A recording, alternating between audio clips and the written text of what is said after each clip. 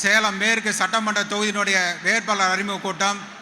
இந்த கூட்டமானது இன்றைக்கு தமிழ்நாட்டிலே வருகிற 23ஆம் தேதி நடக்கின்ற சட்டமன்ற தேர்தலிலே அண்ணா திராவிட முன்னேற்ற கழக தலைமையிலான இந்த ஆட்சி அமைவது உறுதியாகிவிட்டது. இன்றைக்கு தமிழகம் முழுவதும் திராவிட முன்னேற்ற கழகத்தினுடைய கடந்த 5 ஆண்டு கால ஆட்சி மக்கள் இன்னைக்கு அந்த விடியல் ஆட்சியை வீட்டுக்கு அனுப்புவதற்கு தயாராகி கொண்டிருக்கிறார்கள். மக்களுக்கான எந்த ஒரு நல்ல திட்டத்தையும் கொடுக்காமல் முழுக்க முழுக்க டாஸ்மார்க்கை மட்டுமே நம்பி கான்ட்ராக்ட் அனைத்து விதமான ஒப்பந்தங்களில் கமிஷனை பெற்றுக்கொண்டு மத்திய அரசை பகைத்து கொண்டு மத்தியில் இருக்கின்ற நம்முடைய பாரத பிரதமர் அவர்களை ஒன்றிய அரசு என்று சொல்லி மத்தியில் நிதியை பெற்று தமிழ்நாட்டுடைய வளர்ச்சியில் தங்களை அக்கறை காட்டாமல் தொடர்ந்து தமிழ்நாட்டை இந்த மக்களுக்கு எதிர்ப்பாக இருந்த இந்த ஆட்சி இன்றைக்கு திராவிட முன்னேற்ற கழக ஆட்சி.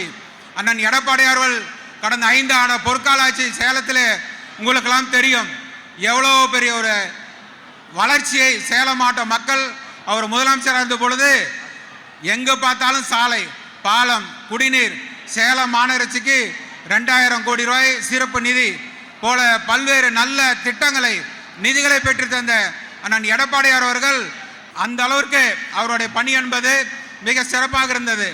ஆனால் கடந்த 5 ஆண்டு காலமாக சேலத்தில் 11 சட்டமன்றத்தில் 10 சட்டமன்றம் அண்ணா திராவிட முன்னேற்ற கழக கூட்டணி ஒரே ஒரு அமைச்சர் மட்டும்தான் கொடுத்தாங்க. ஒரே ஒரு சட்டமன்ற உறுப்பினர் மட்டும்தான் சேலம் மாவட்டத்தில் திராவிட முன்னேற்ற கழகம் வெற்றி பெற்றார்கள். அந்த கோபத்தில் தொடர்ந்து 5 ஆண்டு காலம் இவ்வளோ 11 சட்டமன்றம் இருக்கின்ற சேலத்திற்கு ஒரு அமைச்சர் பதவி கூட கொடுக்காம புறக்கணித்தார்கள். கடைசியில் இப்போ ஒரு வருஷம் மட்டும்தான் தேர்தல் வருதுங்கிறதுனால ஒரு அமைச்சர் கொடுத்தாங்க, சுற்றுலான்னு ஒரு அமைச்சர் கொடுத்தாங்க. ஆக கடந்த 5 ஆண்டு கால ஆட்சியிலே திராவிட முன்னேற்ற கழக ஆட்சியிலே தொடர்ந்து சேலம் மாவட்ட மக்கள் ஒட்டுமொத்தமாக புறக்கணிக்கப்பட்டிருக்கிறார்கள். அந்த ஆட்சி வீட்டுக்கு போக வேண்டும் என்றால் சேலத்தில் இருக்கின்ற 11 சட்டமன்றமும் கூட்டணி கட்சியினுடைய ரெட்டலையும் மாம்பழம் வெற்றி பெற வேண்டும். அண்ணன் எடப்பாடி அவர்கள் தமிழ்நாட்டினுடைய முதலமைச்சராக வர வேண்டும். பாட்டாளி மக்கள் கட்சியின் சார்பாக எங்களுடைய தலைவர் மருத்துவர் அன்புமணி ராமதாஸ் அவர்களின் சார்பாக மாம்பழ சின்னத்தில் போட்டியிருக்கின்றோம்.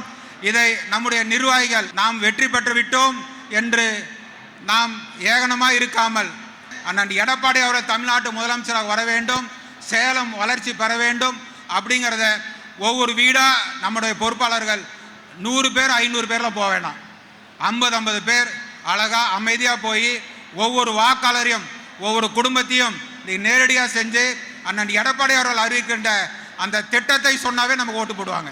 உங்களெல்லாம் அன்போடு பாசத்தோடு உங்களை கரங்கூப்பி கேட்டுக்கொள்வது, நீங்கள் அனைவரும் ஒற்றுமையோடு இருந்து ஒவ்வொரு வீடாக சென்று நம்முடைய வாக்காளரை சந்தித்து பாட்டாளி மக்கள் கட்சியினுடைய தேசிய ஜனநாயக கூட்டணி கட்சியினுடைய வேட்பாளர் மருத்துவர் அன்புமணி ராமதாஸ் சார்பாக நிற்கின்ற மாம்பழ சின்னத்திற்கு எனக்கு வாய்ப்பை பெற்றுத்தாருங்கள். கட்டாயம் நான் உங்களில் ஒருவனாக இருந்து இந்த பகுதியினுடைய வளர்ச்சிக்கு அண்ணன் எடப்பாடி அவர்கள் உறுதுணையாக இருந்து பாடுபடுவேன் என்பதை தெரிவித்துக் கொள்கிறேன்.